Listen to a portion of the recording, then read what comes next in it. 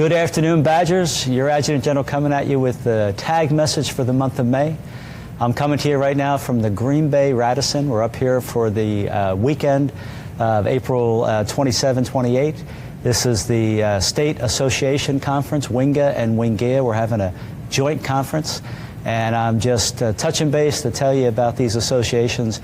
I want you to know that I'm a believer in associations and what they can do for us. I'm a member of several associations. I belong to MOA, I belong to AUSA, I belong to AFA, and of course I belong to WINGA, WINGIA, and I also belong to NAUGUS.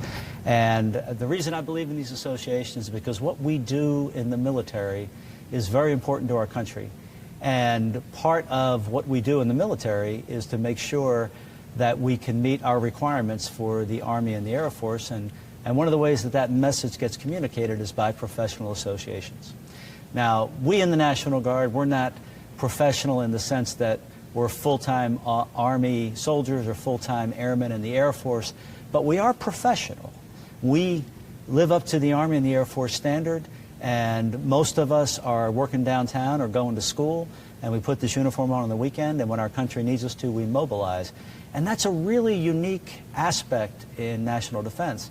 And so it makes sense to me that as a professional, I rely on an association to represent me and what we do in the National Guard to Congress. Because I don't go to Congress and lobby, but we have professional organizations that go and inform Congress on the things we need to accomplish our mission.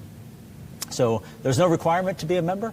I'm simply sharing with you from this meeting that I believe in the associations and what they can do for a professional organization like the National Guard. I know you might be thinking, well, you know, what has an organization like NAUGUS or WINGA or WINGIA done for me? And let me share with you. Last year, there was over $421 million in NGRIA funds for the Army Guard and the Air Guard separately. There was a new Apaches and new C-130s procured. This year we have priorities listed, or NAUGUS has priorities listed, that include concurrent and proportional fielding to make sure that as the Army and the Air Force modernize, that the National Guard gets modernized right along with them. These are messages that professional organizations like ours rely on associations to take that message forward because they understand who we are and they understand the difficulty of serving in the Guard and therefore can represent us very well. So again, no pressure to join. I'm not asking you to join. I'm simply sharing with you why I think they add value to what we do and why I have chosen to be a member. I believe in these associations and what they do for us. Thank you for all that you do as a member of the National Guard. Thank you for your service. It is an absolute privilege and honor to serve with you. Have a great drill weekend. Tag out.